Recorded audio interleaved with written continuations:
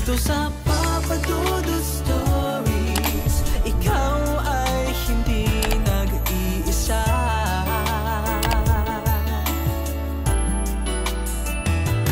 Dito sa Papa Dudut Stories, may nagmamahal sa'yo. Papa Dudut Stories.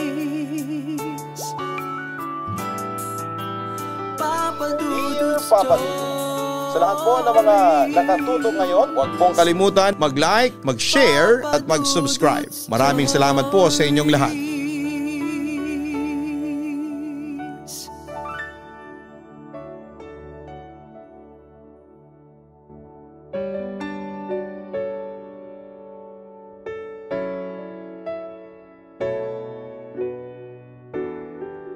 Isang magandang gabi po sa inyong lahat.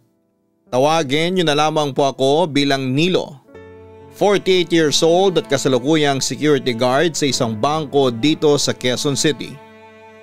Pero dati akong nagtatrabaho noon sa isang factory. Sana'y mapansin ninyo ang sulat ko at kung papalarin, ay mapili sanang i-upload sa inyong mga YouTube channel. Samantala ay sisimulan ko na ang kwento ko. May 2 dekada na ang nakakaraan. Kasintahan ko pa noon si Wilma. Ang totoo niyan ay may nauna na akong naging kasintahan bago siya. Kaso nang dumating si Wilma ay hiniwalayan ko yung nauna.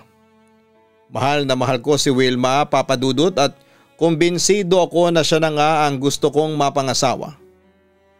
Pero dahil sa mahirap lang ako habang si Wilma ay lumaki sa may kayang pamilya, kaya inaasahan ko ng tututol sa akin ang mga kapamilya at kamag-anak ng girlfriend ko. Hanggang isang araw ay ipinagtapat sa akin ni Wilma na buntis siya. Pero Nilo, nag-aalala ako. Paano natin ito sasabihin sa mga magulang ko? Nag-aalala ang tanong sa akin ni Wilma pagkatapos niyang ipakita sa akin ang pregnancy test kung saan siya nag-positive. E di sabihin natin ang totoo sa kanila, walang pag-aalinlang ang sabi ko sa kanya. Sa palagi mo, ganun lang kadali yun? Nilo, tiyak na magagalit sa atin ang mga magulang ko. Itatakwil nila ako. Pangamba ni Wilma.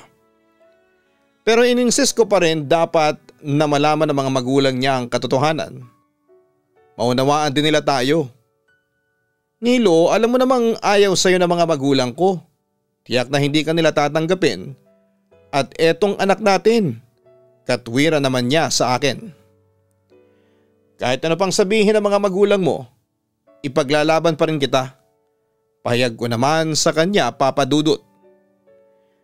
Kahit na ano pang gawin mo, Nilo, hindi talaga sila papayag na maikasal ako sa'yo. Kasi alam mo na, ibang pamantayan ng mga magulang ko at para sa kanila, hindi ka pumasa sa pamantayang yun. Nalungkot naman ako nang marinig ang katotohanan yon mula kay Wilma. Sa totoo lang, nasasaktan ako sa tuwing minamalit ako ng pamilya mo. Pero di bale, papatunayan ko rin sa kanila na nagkamali sila ng panghuhusga sa akin. Ipapakita ko sa kanila na kaya kong maging mabuting asawa sa iyo. Paglalabas ko ng hinanakit. Sa tingin ko, Nilo, hindi pa tayo handang magtayo ng pamilya. Kung pera kasi ang pag-uusapan hindi pa tayo handang bumukod. Maliit lang kinikita natin at sa sarili pa lang natin ay kulang na. Paano pa kaya kung mag-asawa na tayo? Isa pang concern na inungkat ng nobya ko sa akin. Huwag kang mag-alala at magsisikap ako para sa kinabukasan natin. Ako na ang bahala sa iyo. Magtiwala ka lang sa akin. Paniniguro ko naman sa kanya.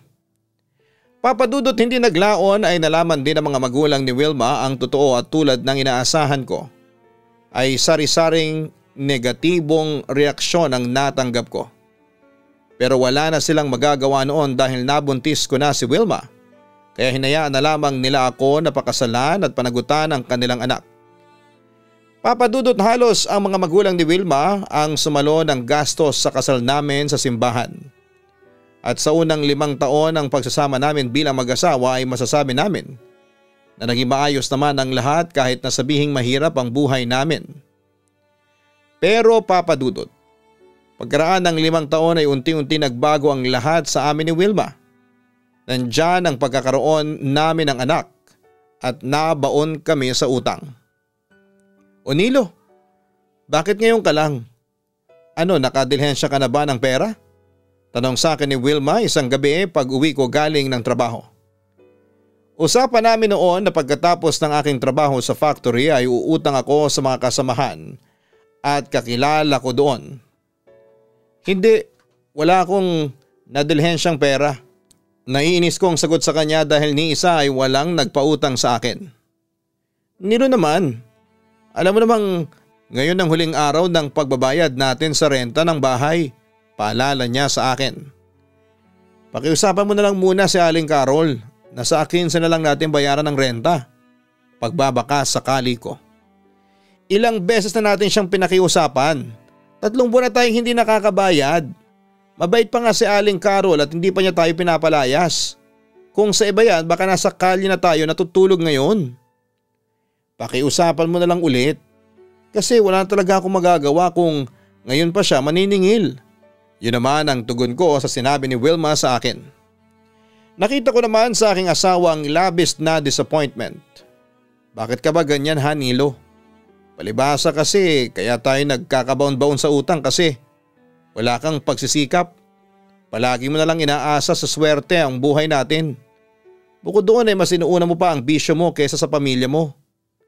Nakaramdam naman ako ng guilt dahil noong mga panahong yon ay may bisyo ako, sigarilyo at alak. Teka, bakit ka ba ganyan ha Wilma? Nagsisikap naman ako Ginagawa ko naman ang lahat para may palamon ako sa inyo. Pagtutol ko naman sa sinabi ni Wilma sa akin. Pero kulang pang pagsisikap mo Nilo. Ito lang ba ang kaya mong ibigay sa amin ng mga anak mo? Tila hamon yon sa akin ang aking asawa. Samantala dahil na rin sa matinding pagod ay nagpasya na akong kumprontahin si Wilma. Magsisimula ka na naman ba ng away ha Wilma? Huwag mo naman dagdagan pa ang sakit ng ulo ko, pwede ba? Yan ang hirap sa'yo Nilo. Takot kang harapin ang katotohanan. Takot ka sa problema. Anong mangyayari sa atin kung ganyan ka? Hindi tumigil noon sa paninigaw sa akin si Wilma kaya sumabog na ako noon na parang bulkan. Mga salo talaga kayo sa buhay ko. Bigla ko na ibulalas. Alam kong nasaktan noon si Wilma sa aking sinabi. Kung ganun pala di sana hindi ka na lang nagpamilya. Hindi mo na lang sana ako pinakasalan at binuntis para wala kang problema ngayon. Balik niya sa akin. Sige magdadilhensya na ako ng pera. At kapag nakapagdilhensya na ako, isasaksak ko yun sa bunganga mo. May pagdiin na sabi ko noon sa aking asawa. Hindi naman ako magkakaganito kung walang dahilan. Nilo kaya ako ganito kasi inaapoy ng lagnat si Coco. Hindi ko alam kung ano ang sakit niya. Hindi ko naman siya madala sa doktor kasi wala tayong pera. Sa puntong yon ay napayak na si Wilma sa harapan ko. Agad naman akong inusig noon ng aking konsensya. Kumusta naman ang anak natin? Tanong ko. Ngunit bago pa sumagot si Wilma ay patakbong dumating ang panganay naming si Tintin para sabihin ang isang masamang balita. Kinukumbulsyon noon ang bunso naming si Coco. Papadudot gustuhin ko mang dalhin si Coco sa ospital ay wala namang kaming pera. Sinubukan kong palakasin ang aming loob sa pamamagitan ng pagmamaliit sa sakit na nararanasan ng aking anak. Pero kinalaunan ay hindi ko na rin napigil ang kaba kaya't agad akong lumabas muli ng bahay para humingi ng tulong sa mga kapitbahay. Buti na lamang at may tumulong sa amin na 2 kagawad at pinautang kami ng pera pagkatapos ay nagboluntaryo na rin silang dalhin si Coco sa ospital sa pamamagitan ng barangay mobile. At sa awa naman ng Diyos ay nakaligtas noon ang aking bunso. Papadudot marami pang pagsubok ang dumating sa amin. At ang pinakapunot dulo ng lahat ay kahirapan. Nagsusumikap naman ako para sa pamilya ko pero tila mailap sa akin noon ang swerte. Hindi kasi sapat ang kinikita ko noon bilang trabahador noon sa isang pagawaan ng meat products. dahil doon ay madalas kaming mag-away ni Wilma sa pera.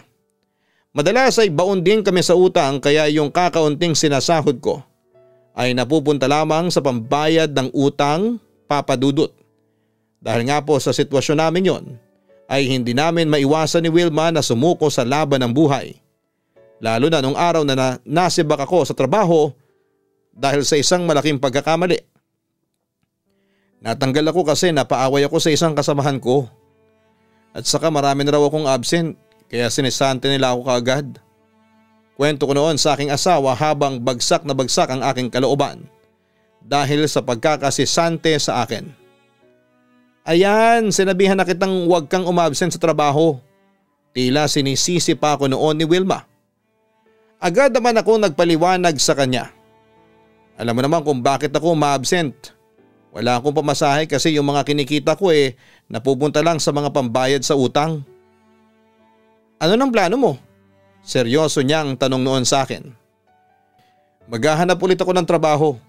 Bukas na bukas din. Huwag ka na mag-alala. Yun naman ang paniniguro ko sa kanya. Sa totoo lang, napapaisip ako kung nagkamali ako ng lalaking pinakasalan.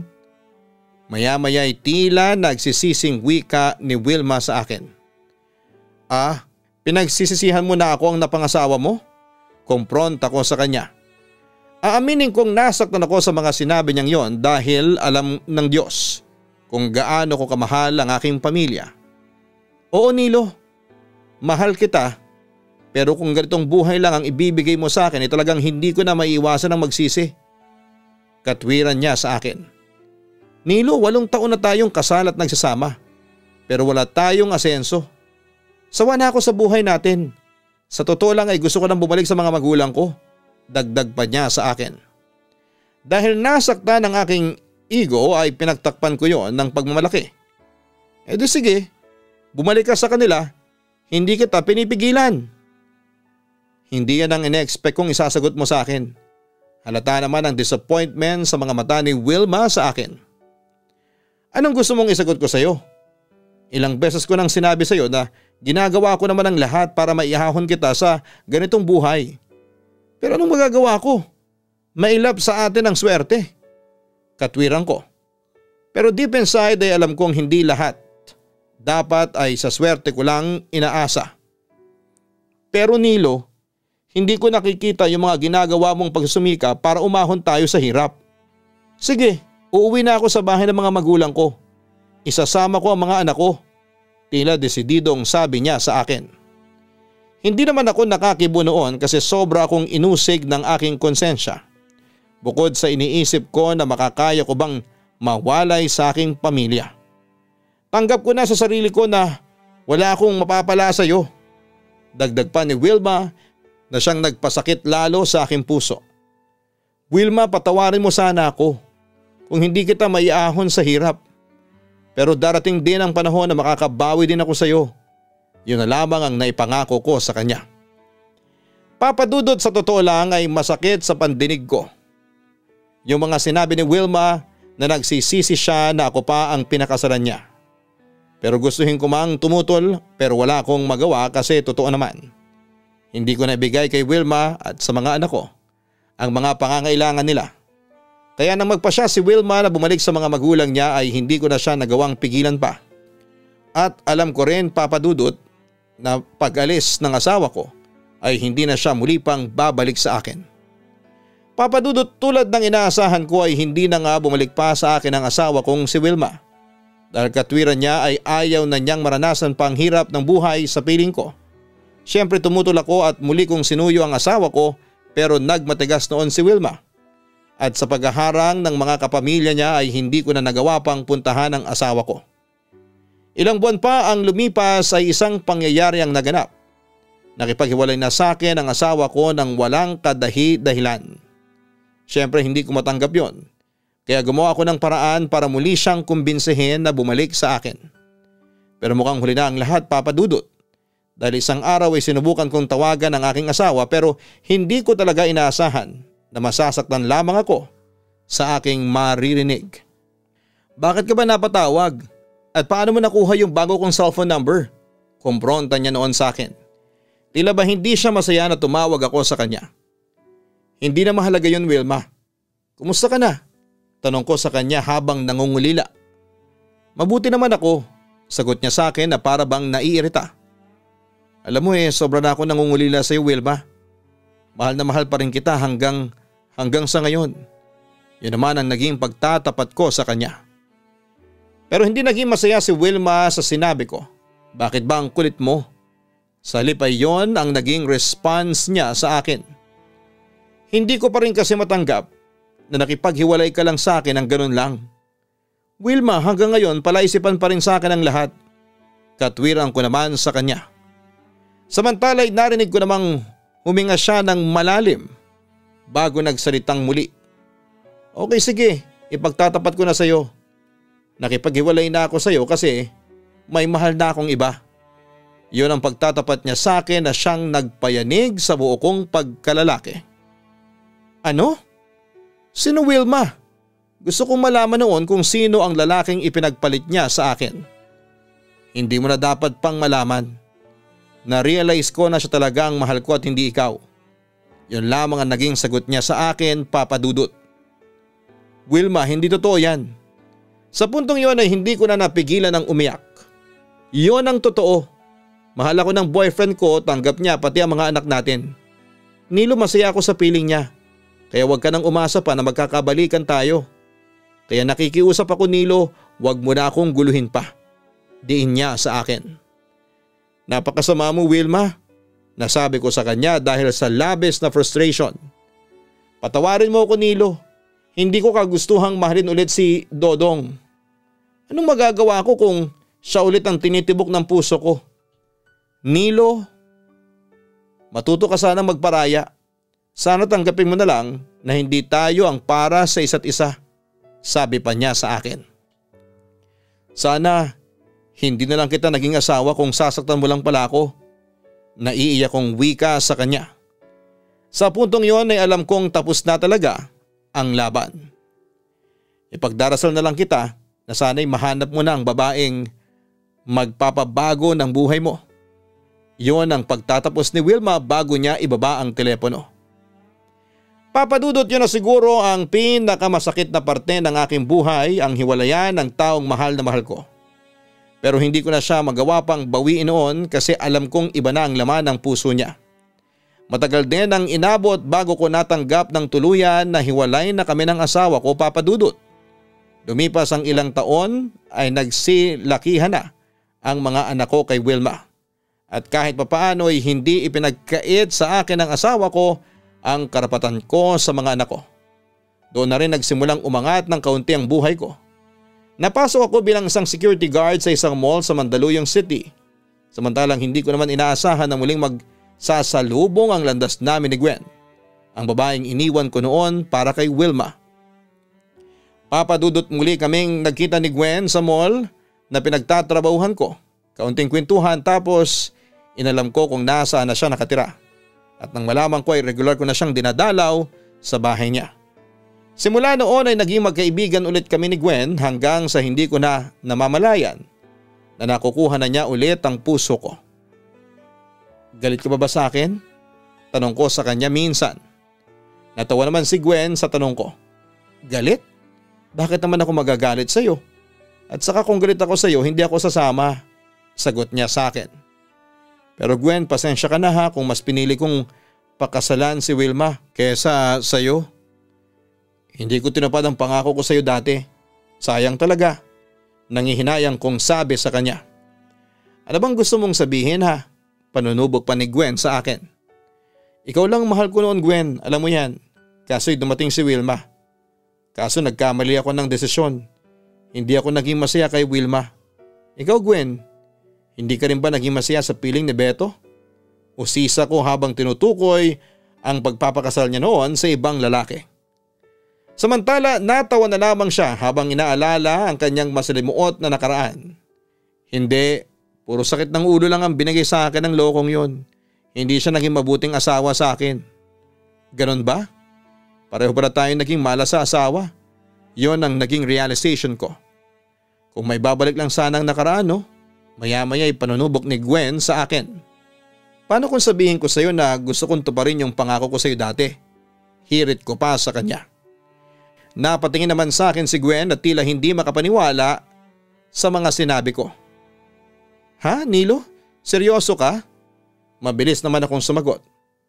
Oo, seryoso ako, Gwen. Makakaya mo ba akong mahalin sa pangalawang pagkakataon? Okay, hindi na ako magsisinungaling pero oo, Nilo. Mahal pa rin kita kahit noon pa. Sa totoo lang ay ikaw lang ang lalaking minahal ko. Kaya wala akong naging pag-ibig pagkatapos ni Beto kasi ikaw talaga ang mahal ko. Natuwa naman ako sa naging pag-amin ni Gwen sa akin. Ano, Gwen? Magpapaligaw ka pa ba sa akin? Biro ko sa kanya na bala kong seryosohin. Oo naman. Patunayan mo ngayon sa akin na totoo yung sinasabi mo kanina.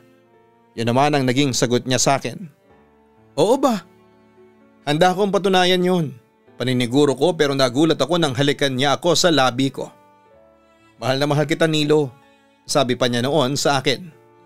Ako rin, mahal na mahal din kita. Pangako sa pagkakataong ito ay hindi na kita iiwan.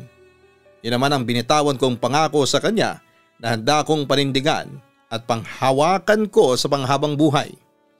At yun na nga, Papa Dudut, nagkaroon ng pangalawang pagkakataon ng pag-ibig sa aming dalawa ni Gwen. Bagamat tulad ko na may asawa na rin siya, pero hiwalay na kaya malaya pa rin kaming nagmamahalang dalawa. Papa Dudut, pinakita at pinaramdam ko kay Gwen na ako ang lalaking dapat niyang mahalin, na hindi niya pagsisisihan na binigyan niya ako ng pangalawang pagkakataon. At yun nga, naging masayang relasyon namin ni Gwen. Ang totoo nga niya na ipakaramdam namin ni Gwen ay bumalik kami sa pagkabata. At tungkol naman sa mga anak namin, sa awa ng Diyos ay suportado ako ng mga anak ko at ganun din ang anak ni Gwen. Papa Dudut, sa ngayon ay maayos naman ang pagsasama namin ni Gwen. Puno pa rin kami ng pagmamahalan hanggang ngayon at alam namin at kumbinsido kami na kami talagang magkapalaran. At nangako kami sa isa't isa na magsasama kami sa panghabang buhay. Samantala ay masaya rin kami ni Gwen dahil suportado kami ng mga anak namin. Si Wilma naman ay ayon, masaya rin para sa amin ni Gwen. Sa ngayon din kasi ay masaya na siya sa piling ni Dodong. At masaya rin ako para sa kanila. Papa Dudut, simple lang ang kwento ng buhay ko. Kahit papano ay alam kong napasaya nito ang inyong mga listeners. Sa buhay kasi, marami ka talagang pwedeng asahan. Maaring mangyari ang hindi mo inaasahang mangyari. Basta maging handa ka lang sa bawat sorpresang hatid sa inyo ng buhay. Hanggang dito na lamang ang sulat ko at muli maraming salamat at mabuhay kayong lahat. Magpatuloy sana ang pagiging numero 1 ng inyong programa at dumami pa ang inyong mga subscribers. Lubos na nagpapasalamat, Nilo.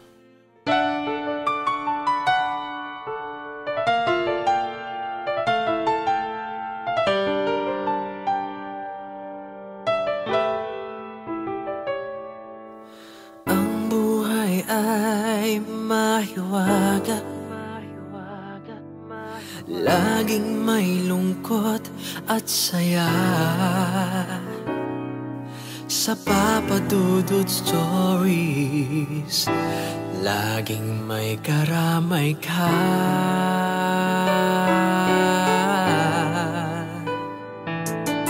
Mga problemang kay bigat, dito ay pakikinggan ka. Sa Papa Dudut Stories, kami ay iyong kasama. Dito sa Papa Dudut Stories, ikaw ay hindi nag-iisa.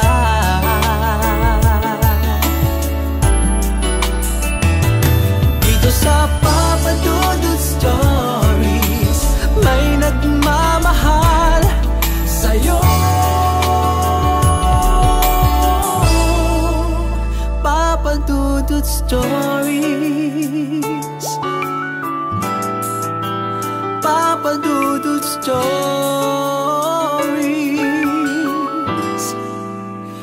Papa Dudut Stories.